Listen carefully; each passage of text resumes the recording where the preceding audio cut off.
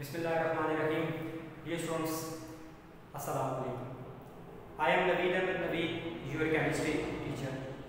Dear students, class 9th का आज हम लोगों ने न्यू चैप्टर जो है वो स्टार्ट करना है, जिसका नाम है structure of molecule. Dear students, chapter के नाम से आपको समझ आ गई होगी कि इस चैप्टर के अंदर हम मॉलिक्यूल की स्ट्रक्चर की बात करेंगे. डियर स्टूडेंट्स, सबसे पहले आपने ये याद रखना है कि मॉलिक्यूल से मुराद क्या है. मॉलिक्यूल का मतलब होता है कि part of the matter which can exist independently. कि मैटर का वो पार्ट है, मैटर का वो हिस्सा है या मैटर की वो फॉर्म है जो इंडिपेंडेंटली एग्जिस्ट कर रही है, जिसको अपनी एग्जिस्टेंस के लिए या जिसको अपने पाए जाने के लिए किसी भी दूसरी चीज की जरूरत नहीं होती. डियर स्टूडेंट, याद रखिएगा कि ज्यादातर जो मॉलिक्यूल्स होते हैं इनके अंदर डिफरेंट या सेम एलिमेंट के जो एटम्स हैं वो आपस में बाइंड होते हैं. अगर एटम्स आपस में बाइंड होते हैं तो इट मींस कि there are some kind of binding forces between the atoms in a molecule और इन अ कंपाउंड. तो डियर स्टूडेंट्स, किसी भी सब्सटेंस जो है, कोई भी जो सब्सटेंस है, इसके अंदर जो फोर्सेस ऑफ अट्रैक्शन होती हैं, किसी भी सब्सटेंस में forces of attractions which keeps the atoms together in the substance, जो किसी भी सब्सटेंस में एटम को टुगेदर रखती हैं, एटम को इकट्ठा रखती हैं, एटम को बाइंड रखती हैं. इन फोर्सेस ऑफ अट्रैक्शन को हम केमिकल बॉन्ड कहते हैं. आई रिपीट कि forces of attraction which keeps the atoms together in a substance is called as chemical bond. तमाम जो एलिमेंट्स होते हैं या तमाम जो कंपाउंड्स होते हैं या तमाम जो मॉलिक्यूल्स होते हैं, कंपाउंड्स के साथ यहां मॉलिक्यूल्स भी लिख लें, इनमें एटम्स का कोई कॉम्बिनेशन होता है. तमाम एलिमेंट्स के अंदर एक एलिमेंट का अगर हमारे पास पीस है तो उसके अंदर बिलियन ट्रिलियन एटम्स आपस में कंबाइन है. इसी तरह से कोई कंपाउंड है या कोई मॉलिक्यूल है तो वहां भी एटम्स आपस में बाइंड होंगे, चाहे मॉलिक्यूल के अंदर वो एटम्स डिफरेंट टाइप के हों, डिफरेंट एलिमेंट्स के हों या सेम एलिमेंट के हों. फॉर एग्जांपल आगे देखिए H2O वाटर. अगर हम वाटर की बात करें तो वाटर में हाइड्रोजन और ऑक्सीजन इनके एटम्स आपस में बाइंड है.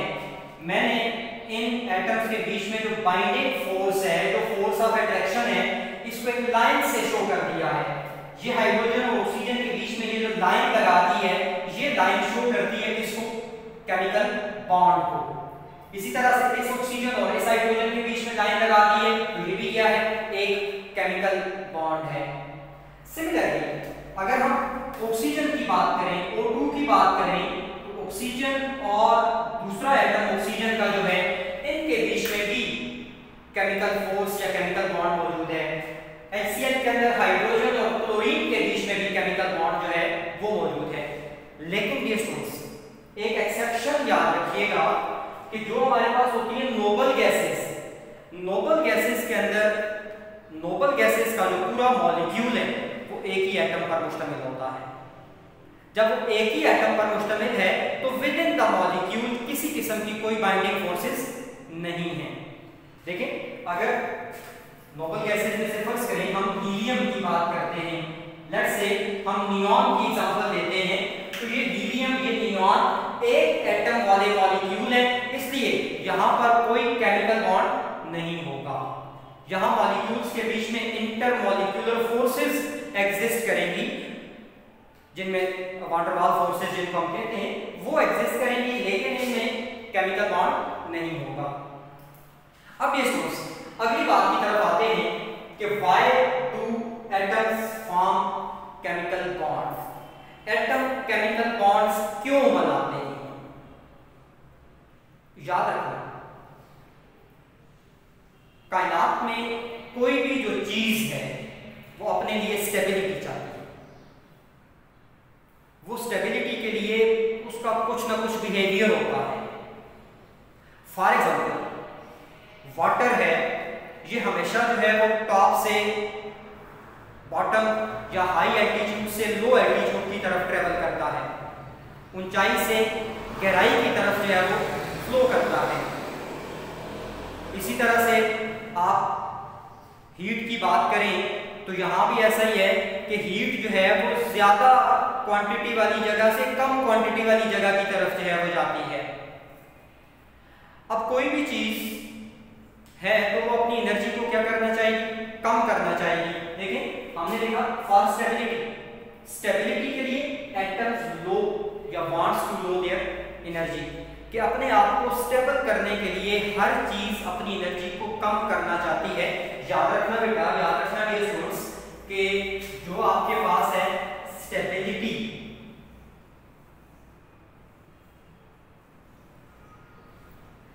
ये इनवर्सली प्रोपोर्शनल होती है एनर्जी के। मतलब अगर किसी चीज की एनर्जी ज्यादा है तो उसकी स्टेबिलिटी क्या होगी? कम होगी। और अगर किसी चीज की एनर्जी कम है तो उसकी स्टेबिलिटी क्या होगी? ज्यादा होगी। तो हर चीज अपने आप को, ये कुदरती नेचुरल फिनोमेना है, ये फितरत है कि हर चीज अपने आप को ज्यादा से ज्यादा स्टेबल करना चाहती है। अगर हर चीज अपने आप को स्टेबल करना चाहती है तो उसके लिए उससे अपनी एनर्जी क्या करनी पड़ेगी? लो करनी पड़ेगी। एटम के साथ भी यही सूरत हाल है कि नॉर्मली एटम जो है वो लेस स्टेबल होते हैं, तो अपनी स्टेबिलिटी को इंक्रीज करने के लिए, अपनी स्टेबिलिटी को बढ़ाने के लिए वो अपनी एनर्जी को क्या करते हैं? कम करते हैं। और एनर्जी को कम करने के लिए एटम्स की आपस में अट्रैक्शंस डेवलप होनी चाहिए। एनर्जी कम होगी, एटम्स के बीच में फासला जितना ज्यादा होगा, एनर्जी उनकी उतनी ज्यादा होगी और स्टेबिलिटी उनकी उतनी कम होगी। अब ये एटम्स है, ये बहुत डिस्टेंस पे है तो अनस्टेबल है। अब ये अपने आप को स्टेबल करने के लिए क्या करेंगे? करीब आते जाएंगे। ये स्टूडेंट जैसे जैसे जैसे जैसे ये करीब आएंगे, इनकी एनर्जी क्या होती जाएगी? कम होती जाएगी, कम होती जाएगी और स्टेबिलिटी बढ़ती जाएगी। ठीक है, एक वक्त आएगा कि ये एटम्स एक दूसरे के साथ बाइंड हो जाएंगे और वो जो बाइंड करने वाली फोर्स है वो क्या होगी? केमिकल बॉन्ड होगी। तो एटम्स का बेसिक जो पर्पस होता है केमिकल बॉन्ड बनाने का, वो अपनी एनर्जी को कम करना होता है या अपनी स्टेबिलिटी को बढ़ाना होता है। मैंने एग्जांपल ये दिए स्टूडेंट्स कि अगर हमारे पास फर्ज करें कि ये एक एटम है, ये आपके पास दूसरा एटम है और इनके बीच में ये हम कह देते हैं कि इनफिनिट डिस्टेंस है, बहुत बड़ा डिस्टेंस है। जब ये बहुत ज्यादा डिस्टेंस पे हैं तो इनकी एनर्जी इस वक्त बहुत हाई है। इनकी एनर्जी इस वक्त क्या है स्टूडेंट्स? हाई एनर्जी है। अगर एनर्जी हाई है तो स्टेबिलिटी कम है। अब ये एटम्स एक दूसरे के करीब आएंगे, जैसे जैसे करीब आएंगे एनर्जी रिलीज करते जाएंगे और एक वक्त ऐसा आएगा कि ये एटम्स एक दूसरे के बहुत ज्यादा करीब आ जाएंगे। जब बहुत ज्यादा करीब आ चुके हैं तो इनके बीच में एक फोर्स ऑफ अट्रैक्शन क्रिएट हो चुकी है और वो जो इनके बीच में फोर्स ऑफ अट्रैक्शन क्रिएट हो गई है उसे हम क्या कहेंगे? केमिकल बॉन्ड कहेंगे। या अल्फाज को चेंज करते हैं कि जब केमिकल बॉन्ड बनेगा एटम्स की एनर्जी कम हो जाएगी, एटम्स की एनर्जी कम होगी तो उनकी स्टेबिलिटी बढ़ेगी। ये है वो रीजन जिसकी वजह से एटम्स बॉन्ड बनाना चाहते हैं। ये तो हो गया कि एटम्स बॉन्ड क्यों बनाते हैं। अब अगली बात कि अपनी एनर्जी को कम करने के लिए, अब अगली बात ये है कि एटम्स अपनी एनर्जी को कम कैसे करते हैं? क्या ऐसा प्रोसेस होगा जिसके जरिए उनके बीच में फोर्स ऑफ अट्रैक्शन क्रिएट होगी, या कैसे केमिकल बॉन्ड बनेंगे? केमिकल बॉन्ड कैसे बनेंगे, इसके लिए हमारे पास दो थ्योरीज हैं या दो कांसेप्ट्स हैं। मैंने आपके सामने हेडिंग दी है कांसेप्ट्स ऑफ केमिकल बॉन्डिंग। तो there are two concepts of chemical bonding, one is called as the valence concept and other is concept. Dear students, valence concept is also known as electronic theory of valence. Electronic theory of valence. तो dear students, पहले जरा valence की तरफ जाते हैं कि what is meant by valence.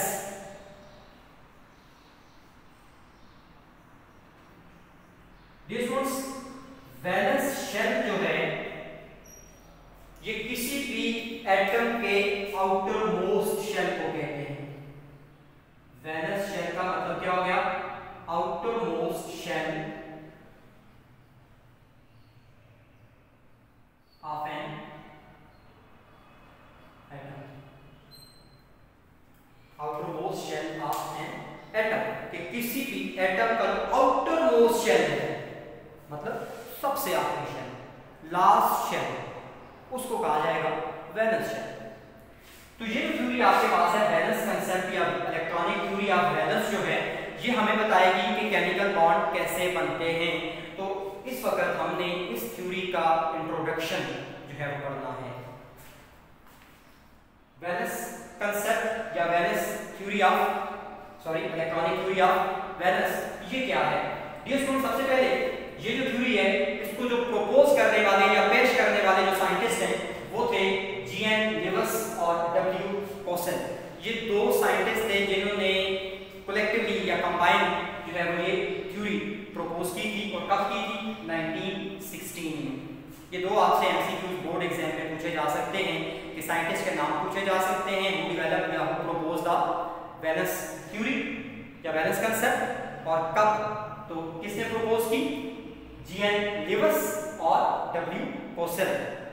और year कौन सा था? 1916. अब ये थ्योरी क्या कहती है, मतलब इसकी स्टेटमेंट क्या है? थ्योरी ये कहती है बेटा कि केमिकल बॉन्ड जो है वो बनता है कैसे? कि chemical bond is form by gaining, losing और शेयरिंग ऑफ इलेक्ट्रॉन्स. तीन चीजें यहां पर हो गई. ये केमिकल बॉन्ड बनेगा कैसे? जब कोई एटम इलेक्ट्रॉन गेन करेगा, या जब कोई एटम इलेक्ट्रॉन लूज करेगा, या शेयरिंग जब कोई एटम इलेक्ट्रॉन्स को शेयर करेगा. ये तीन काम होंगे जिसकी वजह से केमिकल बॉन्ड बन सकता है कि कोई एटम इलेक्ट्रॉन लूज करे, इलेक्ट्रॉन गेन करे, या इलेक्ट्रॉन पेयर शेयर करे. लेकिन सवाल ये पैदा होता है ऐसा क्यों करे? क्यों इलेक्ट्रॉन लूज करे, क्यों इलेक्ट्रॉन गेन करे, या क्यों इलेक्ट्रॉन को शेयर करे? तो ये सोर्स आगे देखें. आप लिखा क्या हुआ है? सो एज ताकि to attain noble gas electronic configuration, ताकि वो अपनी इलेक्ट्रॉनिक कॉन्फ़िगरेशन को किसकी तरह कर सके? नोबल गैसेस की तरह कर सके. इट मींस कि जो आपके पास नोबल गैसेस हैं उनको केमिकल बॉन्डिंग के लिए स्टैंडर्ड बना दिया है किसने? वैलेंस कंसेप्ट ने. अब क्यों स्टैंडर्ड बना दिया है ये स्टूडेंट्स? इसके लिए हमें जरा नोबल गैसेस की इलेक्ट्रॉनिक कॉन्फ़िगरेशन को देखना पड़ेगा. डियर स्टूडेंट्स, नोबल गैसेस की इलेक्ट्रॉनिक कॉन्फ़िगरेशन जो है, वैलेंस शेल की जो इलेक्ट्रॉनिक कॉन्फ़िगरेशन है वो ns2 या